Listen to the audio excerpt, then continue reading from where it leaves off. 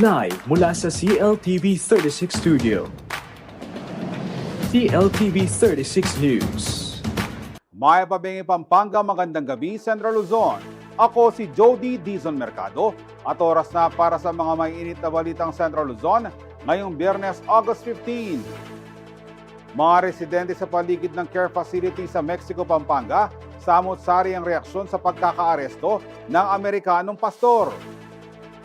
Transmission rates ng NGCP tataas simula ngayong Agosto. Simbahan sa Lubao, nilooban.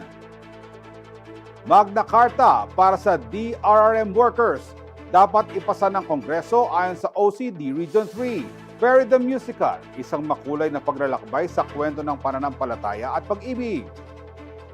Naglabasan ng pahayag ang Amerikanong pastor at direktor ng New Life Baptist Church of Mexico, Pampanga, Incorporated, matapos ang child abuse accusations laban sa kanya. Iba't ibang reaksyon naman ang ibinahagi ng mga residenteng nakatira malapit sa pasilidad.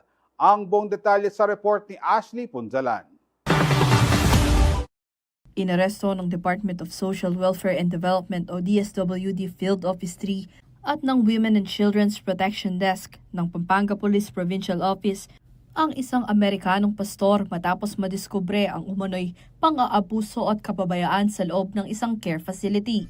Mga iba't ibang klaseng kwento ng pananakit ranges from ginapos ng gamit ng kadena ng mga kapal, pinaluhod sa graba, pinaluhod sa asin na may bato, pinalo ng yantok na yung ginagamit sa arnis. Exact term niya was arnis. Meron kaming report na pinalo ng PVC pipe, kinulong sa kubeta, hindi pinapakain.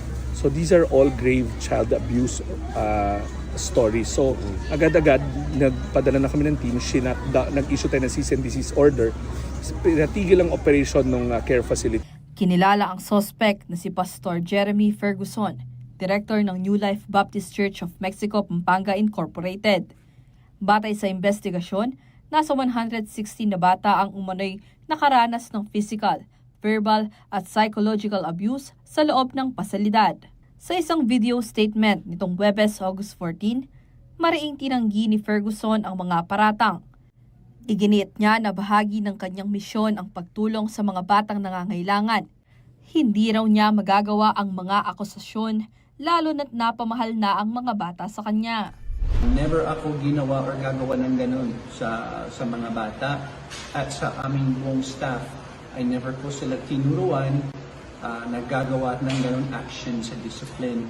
8 years ng aming orphanage, higit ng 300 children na ay aming tinulungan.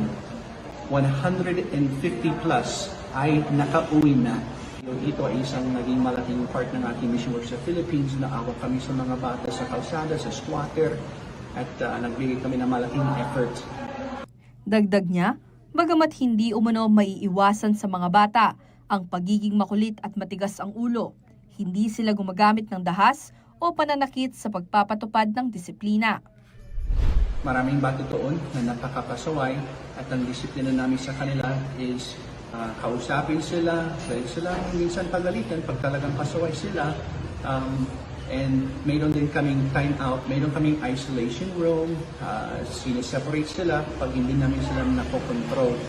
Pero wala yung mga sinasabi nila na ginagawa namin ay hindi namin ginagawa yun. Never ako gagawin. Bukod dito, kompleto rin umano ang pagkain, edukasyon at healthcare ng mga bata.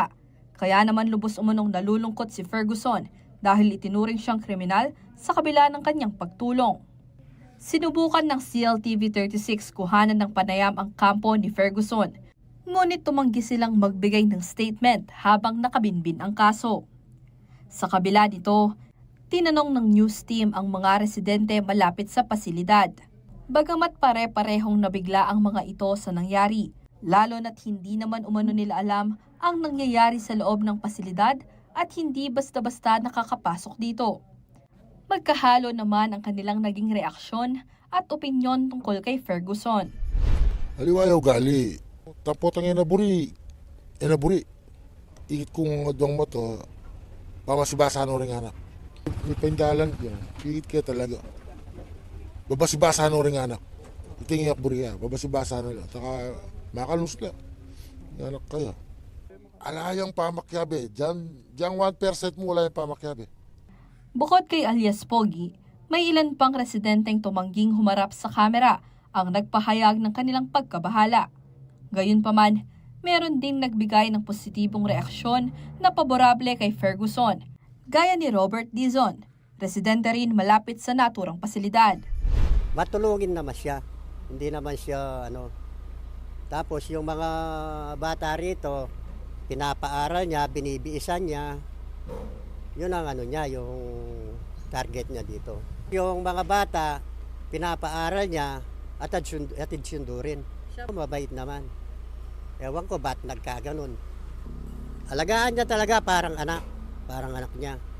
Sa ngayon, nakakulong si Ferguson sa Mexico Municipal Police Station habang hinihintay ang pagdinig ng kasong paglabag sa Republic Act 7610 o ang Special Protection of Children Against Abuse, Exploitation, and Discrimination Act. Ashley Punzalan, CLTV 36 News.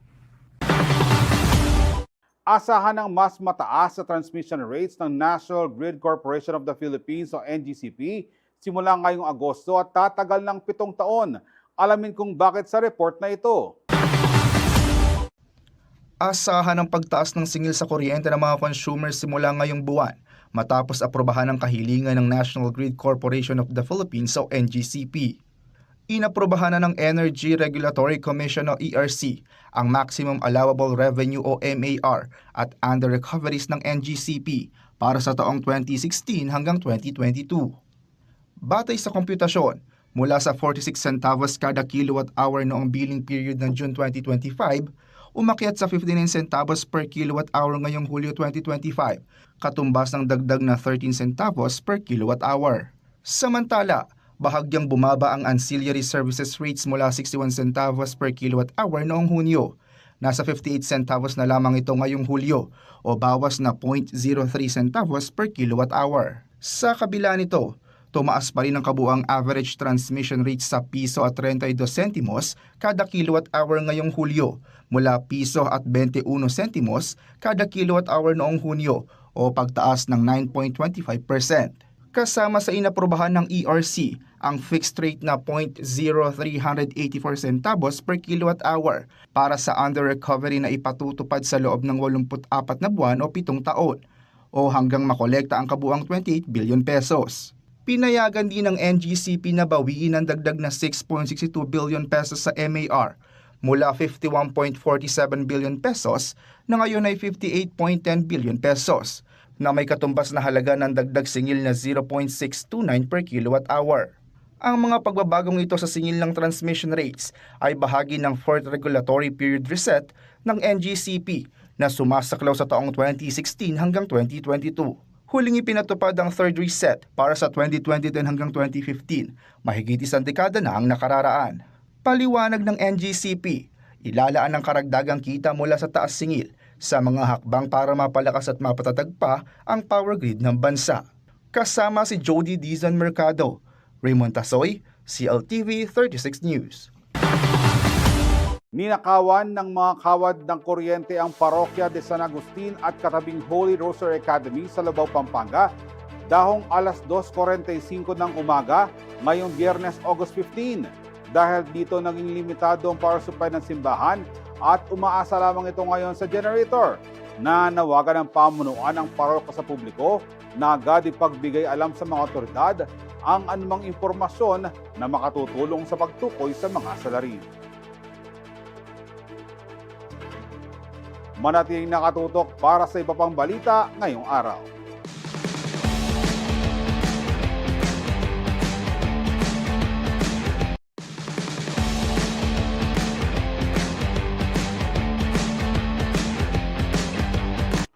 Nagbabalik ang CLTV 36 News.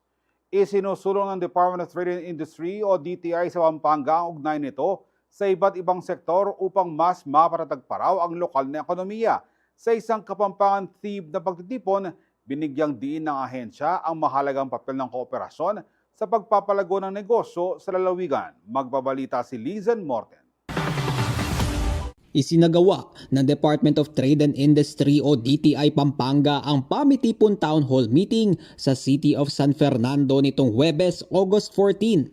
Hango sa salitang nangangahulugang pagtitipon ang pamagat ng aktibidad na nakatuon sa layuning pag-isahin ng mga katuwang ng ahensya mula sa iba't ibang sektor at kilalanin ang kanilang kontribusyon sa pagpapaunlad ng lokal na ekonomiya. Dumalo sa programa si DTI Central Luzon Regional Director Edna Diaz na nagbigay diin sa kahalagahan ng pagkilala sa suporta ng mga katuwang ng ahensya. Aniya, mahalagang makita at maiparating ang epekto ng mga programang ipinapatupad para sa sektor ng negosyo sa Pampanga. Ito po ang plataforma para mabigyan natin ng recognition yung ating mga stakeholders and SMEs assisted by the province.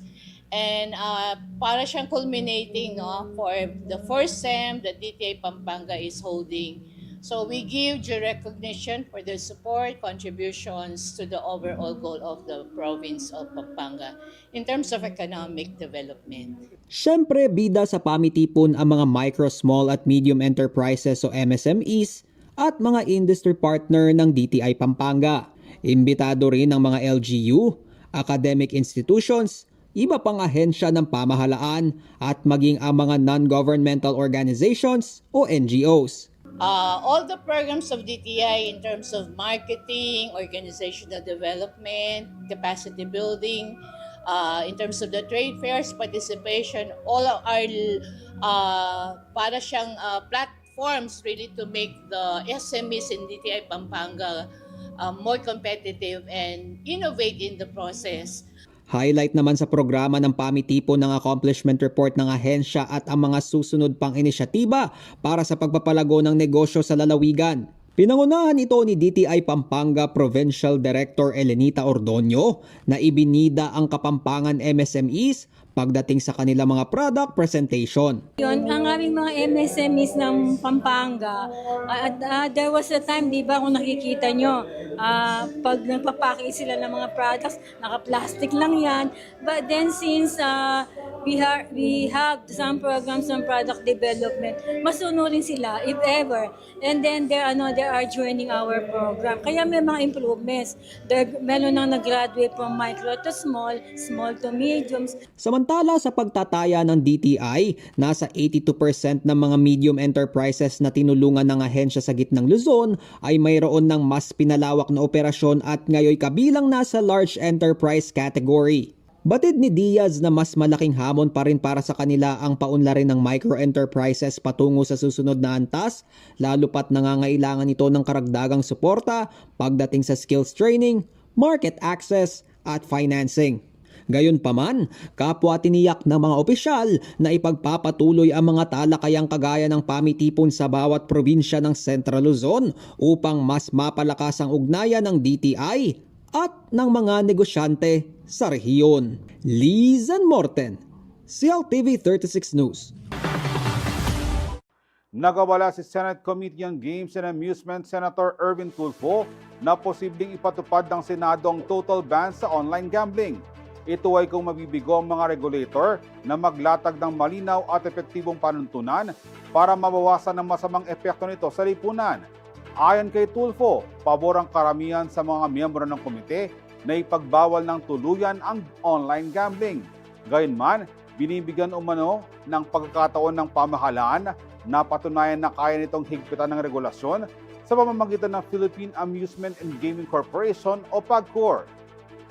Pinunto ng senador na malaki ang kita ng pamahalaan mula sa naturang industriya na tinatayang umaabot sa 60 billion pesos. Ngunit hindi anya ito dapat gawing dahilan para baliwalain ang panganib sa mamamayan, kabilang ang pagkalulong sa sugal at paglaganap ng iligal na operasyon. Suportado rin ni Tulfo ang kautusan ng Bangko Sentral ng Pilipinas o BSP na alisin ang mga gambling link mula sa mga e-wallet apps.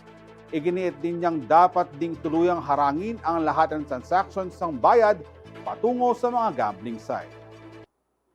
Ipatitigil ng GCash simula sa Sabado, August 16 ang in-app gaming transactions ng kanilang mga subscriber kasunod ng mandato mula sa Bangko Sentral ng Pilipinas o BSP. Nitong Huwebes, August 14, ipinag-utos ang BSP sa lahat ng kanilang supervised institutions ang suspension ng in-app gambling access sa iba't ibang mobile payment platforms.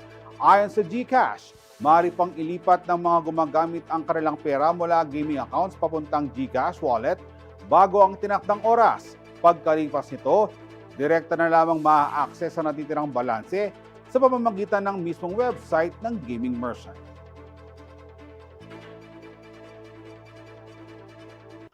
Isang sasakyan na may kargang mga isda ang tumaob sa northbound lane ng North Zone Expressway o NLEX na patungong Pampanga pasado 1:00 ng madaling araw nitong Biyernes, August 15. Dahil dito nagkalat ang mga kargamento sa kalsada. Nagresulta rin ng nangyari sa mabigat na daloy ng trapiko sa lugar habang isinasagawa ang clearing operations.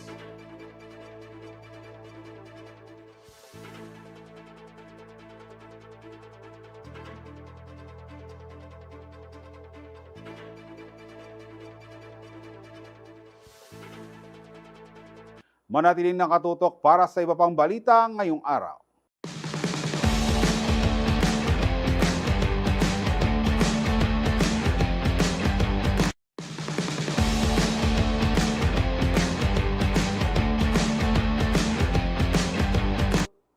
Nagbabalik ang CLTV 36 News. Sa tuwing may kalamidad, ang mga member ng Quick Response Team sa mga LGU ang unang sumasabak sa panganib para iligtas ang buhay ng ating mga kababayan. Ngunit marami sa kanila, walang kasiguruhan sa trabaho o benepisyo. Ito ang realidad na binigyang diin ng Office of Civil Defense Region 3, kaya naman isinusulong nila ang Magna Carta for DRRM workers kasabay ng pagdiriwang ng National Disaster Resilience Month sa Clark, Pampanga. Narito ang report. Isa sa pinaka-vulnerable sa iba't ibang panganib gaya ng pagbaha, bagyo, lindol hanggang sa road crash ang mga Quick Response Teams o QRT ng mga LGU. Napakahalaga ng kanilang papel sa pagliligtas ng buhay ng mga nasa bingit ng kapahamakan dahil bawat segundo katumbas ay pag-asa para sa mga kababayang nasa gitna ng trahedya. Ngayong Disaster Resilience Month, kinilala ng Office of the Civil Defense o OCD Region 3 ang ambag ng mga QRT, lalo na sa mabilis na pagtugon sa habagat at mga nagdaang bagyo. Ngunit sa kabila ng kabayanihan, ilang rescuer na rin ang nasawi sa gitna ng operasyon. Ayon kay OCD Region 3 Director Amado Corpus, kailangan ng sapat na pondo, tamang benepisyo at modernong kagamitan para sa mga tauhan ng LGU dahil kung aasa lang sa Disaster Management Fund, kapos daw ito para matutukan lahat ang pangangailangan sa Disaster Risk Reduction and Management. Convert it into trainings and other prevention and mitigation efforts. So, kailangan talaga ma-improve pa siguro o magkaroon pa ng mas malaking porsyento na itong sana mataasan yung disaster fund ng mga local government units para mas marami pang magawa when it comes to DRRM projects. Nakabinbin pa raw sa Kongreso ang Magna Carta for DRRM workers na layong tiyakin ang regularisasyon at dagdag na benepisyo para sa kanila. Dahil dito, nanawagan ng ahensya na bigyan ng prioridad ang pag-asa nito, lalo't taon-taon ay hindi lamang bagyo ang kinahaharap ng bansa, kundi iba pang mapanganib na sakuna. Actually, no po, na marami pong mga proposed bills, especially on the 19th Congress, pero dahil nag-lapse po itong mga to at hindi po naisabatas nung 19th Congress, kaya kailangan po silang i-refine itong 20th Congress. I think yung OCD po, no, we are in full support po dun sa sa institutionalization at saka yung pagsasabatas po ng Magna Carta for Public DRRM workers. Dahil siyempre, ito po yung law na tutulong para ma-institutionalize, ma-professionalize yung DRRM workers and of course ma-provide yung mga tamang benepisyo para dun sa ating mga public DRRM workers po. Ang Magna Carta for Public DRRM Workers ay naglalayong tiyakin ang security of tenure at iba pang benepisyo para sa kanila, alinsunod sa Senate Bill number 2927 na inihain ni Senadora Loren Legarda. Kabilang sa mga benepisyong nakapaloob sa panukala ay ang hazard pay, overtime pay at night shift differential, mandatory insurance, retirement benefits at psychological support para sa mental health ng responders. Ayon kay Legarda, bilang isa sa pinaka-disaster prone sa bansa sa mundo, batay sa World Risk Index, tungkulin ng Pilipinas na igalang at suportahan ang mga nagliligtas sa ating mga mamamayan mula sa kalamidad. Pero ayon sa OCD Region 3, ito ang kasalukuyang lagay ng mga responder ng LGU. Sa ngayon po, during the review ng local dream plans and during the assessment ng Gawad Kalasag, nalalaman natin, especially sa mga LGUs, na majority po ng ating mga responders ay hindi mga permanent employees po ng LGUs. And of course, dun sa day-to-day activity po nila, especially during alert condition, nagpi-face po sila ng hazards. Pero itong mga employees na ito ay undercompensated and hindi po nakakatanggap ng mga benefits and privilege na dapat pong natatanggap nila. Especially sila po yung ating mga frontline. Kaugnay nito, nanawagan ng ahensya na pahalagahan ng training skills na natututunan ng mga casual at job order workers. May mga ulat kasi umano na sa pagpapalit ng administrasyon ng ilang LGU, nakokompromiso ang deployment ng DRRM workers na naililipat sila sa ibang departamento dahil sa issue ng politika. Of course, sad reality nga po, minsan nahahaluan, nalilipat sila or whatsoever. So, dito po gusto nating pang mas pa-realize sa ating mga LCEs and mga LDRRMOs yung kahalagahan, lalong-lalo na yung mga skills training natin, no? Sa gitna ng mga trahedya at sakuna, ang DRRM responder ay nariyan at nananatiling handa upang gampanan ang kanilang tungkulin. Kaya naman ang Magna Carta para sa mga frontline workers na gaya nila ay malaking bagay umano para masiguro ang kanilang kaligtasan at pagkakataon na makatulong ng mas marami pa nating kababayan. Paulo G. Santos, CLTV News. Nanindigan ng DepEd sa mahalagang gampanin ng iba't ibang sektor sa paglutas sa kakulangan ng classroom sa bansa. Masusuri kasi ng mabuti ang mga lugar na dapat mabigyan ng proyekto at ang kinakailangang disenyo para rito. Narito ang report. Isinusulong ng Department of Education ng iba't ibang mga angkop na paraan sa pagpapatupad ng school building program ng Kagawaran. Tugon nito sa kautusan ni Pangulong Ferdinand Marcos Jr.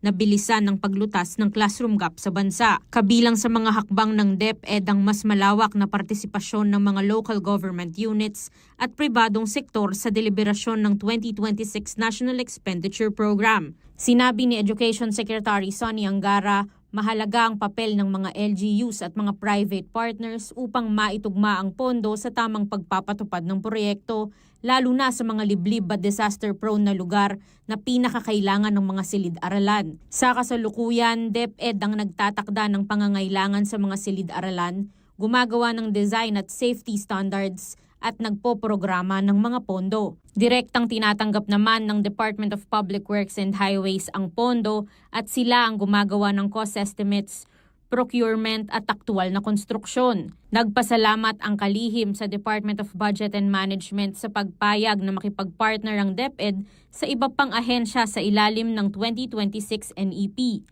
Ibinahagi rin niya na magagamit ng mga LGU ang kanilang Special Education Fund habang ang pribadong sektor ay maaaring mag-ambag sa pamamagitan ng public-private partnership at Adopt a School program. Paliwanag pa ni Angara, ang pagresolba sa classroom backlog ay hindi lamang basta usapin ng bilang ng mga naitatayo, kundi kung paano ito magiging angkop at mas pinag-isipan. Kasama si Jody Dizon Mercado, Bryce Oracion, CLTV 36 News. Literal na may pera sa basura, bunsod ng ipapatupad na programa ng mga ahensya ng gobyerno at pribadong kumpanya sa mga paaralan sa Zambales. Kailangan lang mag-ipon ng plastic bottles at paparatan ito ng tumataginting na salapi. Naritong report. Isinusulong ngayon ng ilang ahensya ng pamahalaan at isang pribadong kumpanya ang proyektong naglalayong gawing kapaki-pakinabang ang basura sa pamamagitan ng recycling. Ipatutupad nila ang tinatawag na cash cycle project sa mga pampublikong elementarya at sekundaryang paaralan sa Zambales. Opisyal na nilagdaan ang Memorandum of Agreement sa pagitan ng Subic Bay Metropolitan Authority o SBMA Ecology Center, Department of Trade and Industry o DTI Zambales, Department of Education o DepEd Schools Division ng Zambales at Fuji Trading and Resources Incorporated nitong ika-6 ng Agosto sa SBMA Corporate Boardroom. Layunin ng proyekto na himukin ang aktibong partisipasyon ng mga paaralan at komunidad sa plastic waste recycling at sustainability. Papalitan ng nakolektang plastic na bote ng salapi mula sa recycling partner. Ayon kay SBMA OIC Senior Deputy Administrator for Regulatory Amethia de la Llana Coval, mahalagang hakbang ito para sa environmental at youth empowerment initiatives. Pinalalakas ito ang ugnayan ng project proponents at mga paaralan sa pagtataguyod ng pangmatagalang pangangalaga sa kapaligiran. Paliwanag naman ni DTI Provincial Director Enrique Tacbad, ang mga plastic na bote na makokolekta ng mga pampublikong paaralan sa Zambales ay ibebenta sa Fuji Trading and Resources Incorporated at ang kita ay gagamitin para suportahan ng mga gawain ng paaralan o environmental projects. Nakasaad sa kasunduan na ang malilikom na pondo ay i-deposit sa itinalagang school fund account at gagamitin lamang para sa mga environmental projects, supplies o student development programs alinsunod sa patakaran ng DepEd sa pananalapi at auditing. Bubuo rin ng joint monitoring team mula sa lahat ng lumagda sa kasunduan upang magsagawa ng assessment kada semestre, magresolba sa mga lilitaw ng mga usapin at magmungkahin ng mga nararapat na pagbabago upang mapabuti ang mga implementasyon ng proyekto. Ako si Jody Dizon Mercado para sa CLTV 36 News. Nagtambalan ng CDC at TESDA upang magbigay ng pagsasanay sa mga manggagawa sa loob ng Clark. Makatutulong ito sa pangangailangan ng mga locators sa espesipikong skills at kaalaman sa kanilang operasyon. Nartong ulat. Magtutulungan ang Clark Development Corporation o CDC at ang Technical Education and Skills Development Authority o TESDA sa mga paraan upang matulungan ang mga manggagawa sa Clark. Magpapatupad ang dalawang ahensya ng Job Readiness Program na layon bigyan ng industry-specific skills ang mga manggagawa para sa mga locators sa loob ng Freeport Zone. Tututok ang inisyatiba sa Enterprise-Based Education and Training o EBET ng TESDA, kung saan sasabak ang mga trainees sa mga partner companies para sa hands-on na pagsasanay, bukod pa sa maikling kurso na tutugon sa pangangailangan ng mga industriya sa Clark. Formal na pinagtibay ni na CDC President and CEO Attorney Agnes VST de Menadera at TESDA Director General Jose Francisco Benitez ang kasunduan na layong gawing mas madali ang hiring process at mapaigting ang job readiness sa mga mahalagang industriya sa lugar noong Miyerkules, August 13. Hango sa Semiconductor and Electronics Industries in the Philippines Foundation Incorporated o SAPI framework ng electronics industry, magbibigay ang programa ng pagsasanay tulad ng Surface Mount Technology Assembly na maaaring makumpleto sa loob lamang ng ilang linggo. Maaaring ipunin ng mga trainees ang mga modules na ito para makakuha ng full national certification. Gagamitin ng CDC at TESDA ang area-based demand-driven scans na nagbibigay ng napapanahong datos sa pangangailangan ng workforce sa larangan ng aviation, manufacturing, turismo, logistics, ICT at healthcare. Makikipag-ugnayan din ang CDC sa mga lokal na pamahalaan at paaralan sa Angeles City, Mabalacat City at mga bayan ng Porac, Capas at Bamban upang matiyak na bahagi sa proyekto ang buong Metro Clark. Dumalo sa pagpupulong sina TESDA Deputy Director General for Finance and Legal Affairs, Attorney Avelino Tolentino III, CDC Assistant Vice President for Administration at Chief of Staff, Attorney Bonifacio Tareño Jr., Assistant Vice President for External Affairs, Romel Narciso, Community Relations and Social Services Officer, Laila Pingol, at Technical Assistant Francis Lubidaser. Kasama si Jody Mercado, Ashley Punzalan, CLTV 36 News. Manatiling nakatutok para sa iba pang balita ngayong araw.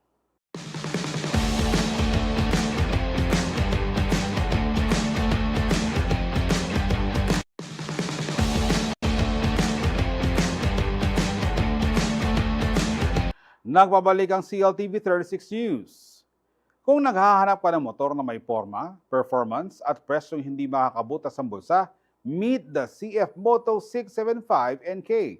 Powered by a 675cc triple-cylinder engine loaded with high-tech features na kayang makipagsabayan sa mga bigatin sa Street Fighter category. And the good news is, available ito sa Laos Auto Group, kaya din na kailangan lumayo pa. Silipin natin kung bakit ito ang bagong hari ng midweight naked bike.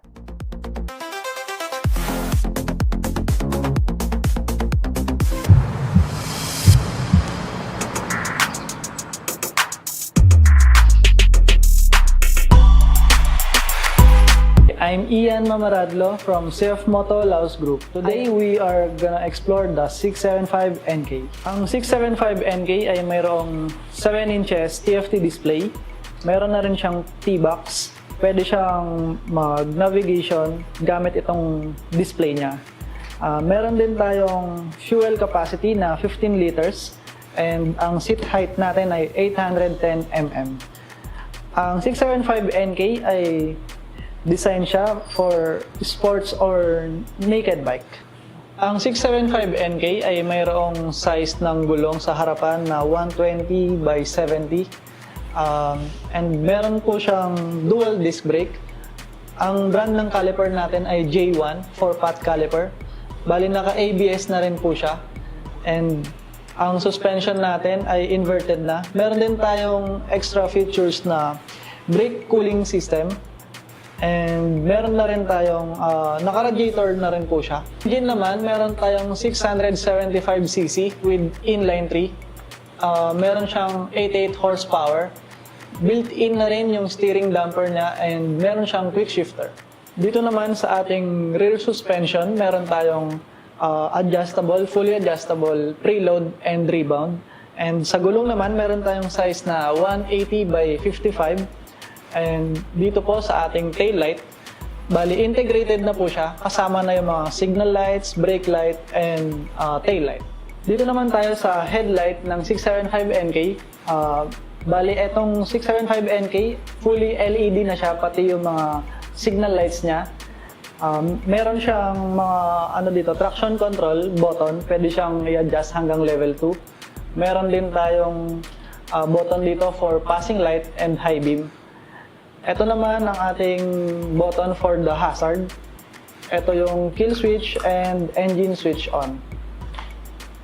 Busina naman dito sa left side and signal light button. Ang 675 NK ay mabibili niyo siya sa halagang 409,900 dito sa CF Moto Laos Group, San Fernando, Pampanga. Meron tayong mode of payment na cash, bank PO, bank transfer, and manager's check or personal check. Ng 675 NK, pag binili niyo siya, meron tayong free membership ng Emergency Roadside Assistance or Laos Group Cares worth 32,500. Valid siya for 1 year. Bali, meron tayong free towing services, minimum of 12 kilometers to 16 kilometers. For inquiries, you can contact me to my number 0918-854-2950. Pwede kayong bumisita dito sa aming showroom sa CF Moto Laos Group, San Fernando, Pampanga, Microtel Lane, and look for me, Ian Mamaradlo. Bumisita ang mga cast ng Perry the Musical sa CLTV 36 studio upang personal na ibahagi ang kanilang makulay na karanasan at inspirasyon sa likod ng entabladong obra na tumatalakay sa pananampalataya at pag-ibig sa pamilya. Let's watch this.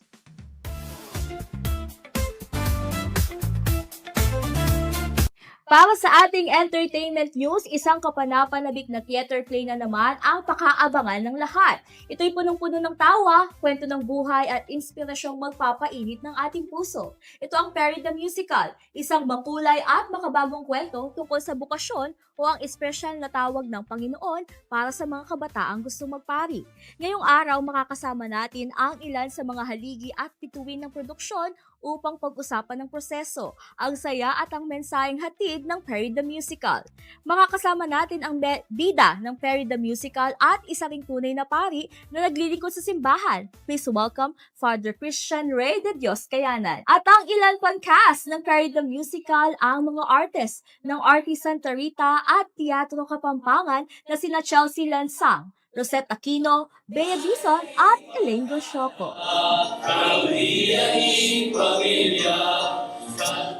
Ayan, unang-una sa lahat po, maraming salamat po sa pagbisita dito po sa studio ng CLTV 36 at isang karangalan po na makapanayam ang mga haligi ng sining na kagaya po ninyo. Medyo pressured po ako ngayon, no? Kasi ang kaharap ko ay ang bituin ng Perry the Musical. Sikat na sikat sila. So, eto, pag-usapan po natin ng Perry the Musical. Kamusta po ang pakiramdam na mainit po ang pagtanggap ng mga Kapampangan dito po sa Perry the Musical? Siyempre po, unang-una, masaya po kami. The show po, maganda po talaga yung show. Pero hindi namin expect yung gaano katuwa o nakaka-inspire yung kwento sa mga ibang tao. Especially sa mga kabataan ngayon, yung pagtanggap nila, very inspiring din sa amin, sa part namin. Saka nakakatuwa, nakakataba ng puso.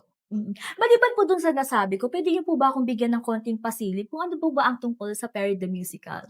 Yun nga po, ang Perry the Musical po, isang Pampangan Zarzuela, Pampangan musical play, tungkol sa isang bata o teenager na medyo jologs, tambay, may bisyo, may girlfriend, a typical Pampangan young o youth na tinawag ng Panginoon sa pagpapari. Yung twist sa kwento, yung tatay ayaw niya. Yes. Kaya nililihim po ng nanay at saka ni Perry yung pagpapari ng bata, ng teenager na si Perry, hanggang bago siya matapos, doon pa lang nalaman ng tatay niya. So, abangan niyo po. Manood po kayo. Oo. Ano po yung pinaka-layunin natin? Bakit po nabuo muli ang Perry the Musical? Actually po, noong una po, 2011, kung hindi nagkakamali, unang nalabas po ang Perry the Musical. Nagpatulong po si Apo Seto, kina Sir Andy na para sa seminaryo, gawa tayo ng vocation campaign, some play na makakatulong sa mga bata sa seminaryo. Yun po, ginawa po ang Perry the Musical. At ngayon po, ganun din po ang pangunahing dahilan, vocation campaign. Pero ngayon, sa third show, sa tulong po ni Vice Gov, Delta Pineda, produce po yung play para mag-raise ng funds para sa aking parokya na nilulubog sa Kaingin Masantol. Alright. So, nilibog po yung inyong parokya, Father. Yes po, yes. Kaya, malaking tulong itong Yes, show para po makabangon yung inyong pong parokya. Opo. Sa mga cast naman po, ano po yung pinaka-challenging part nung binubuo niyo po itong Perry the Musical? Pinaka-challenging Oo. part, yung every practice kasi, no, may drama, gano'n.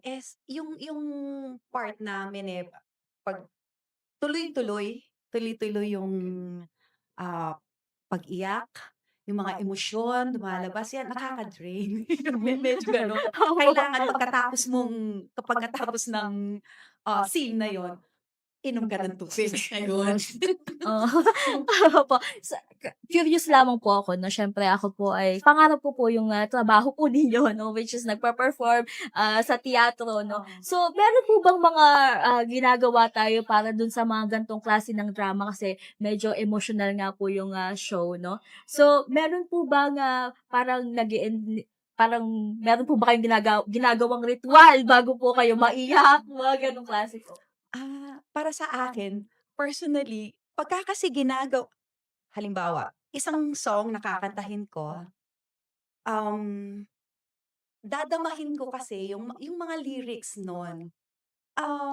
At saka, kung ako si Perla, nanay niya, ilalagay ko yung sarili ko dun sa katauhan ni Perla.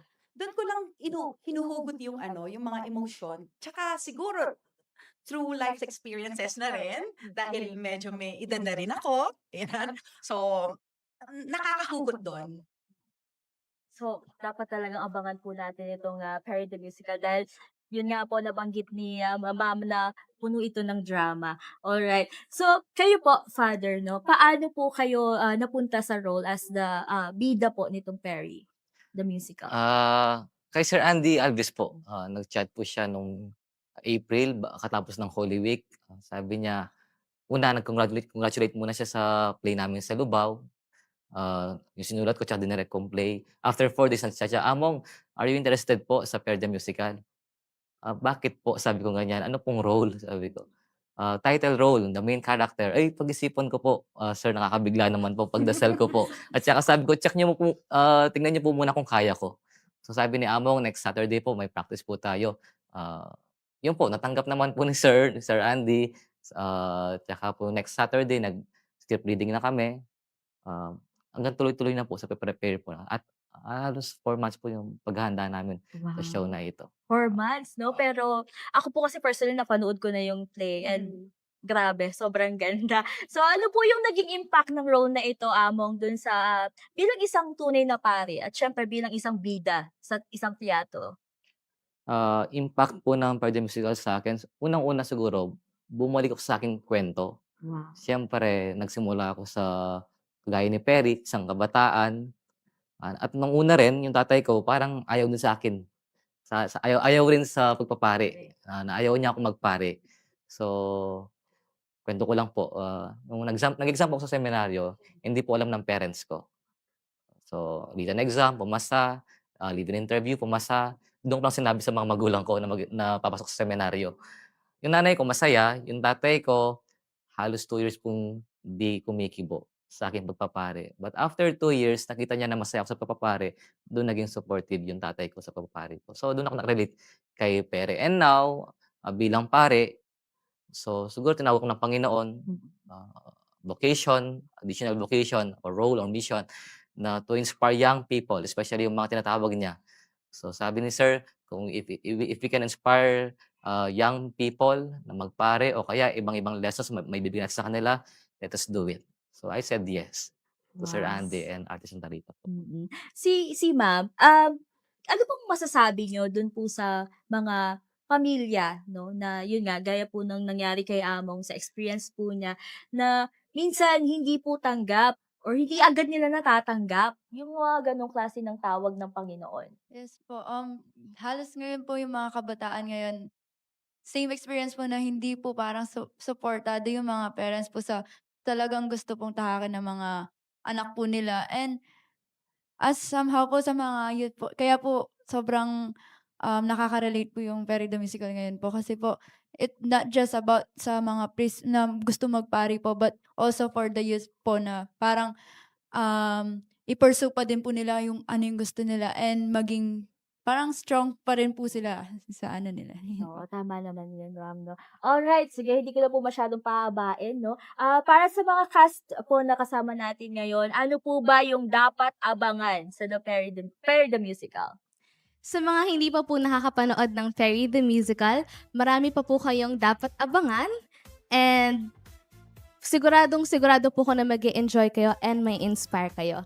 And kaya sa upcoming show po namin this August 24, 4 p.m. at Pampanga State University, formerly Dabsu, I hope to see you all there and please buy your tickets now. So magkakano po ba itong mga tickets natin?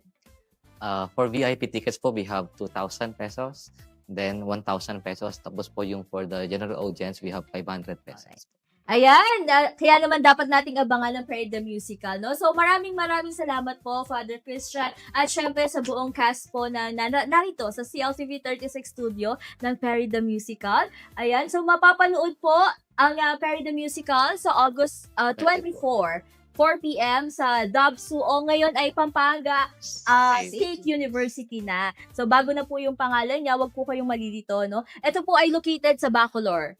Yes po. Ayan, sa mga hindi pa po nakakapanood, wag po kayong mag-alala dahil mapapanood niyo pong muli ang Perry the Musical, no? Ito po ay isang kwento ng pananampalataya, pag-ibig at pagtuklas sa sarili, kung kaya naman po hindi niyo po dapat ito palampasin. Tandaan po ninyo, ang bawat ticket na inyong bibili na hindi lamang po para sa aliw at inspirasyon, kundi para sa isang makabuluhang layunin dahil ito po ay show for a cause. Muli po ako po si Danica Gino at ito po ang Entertainment News.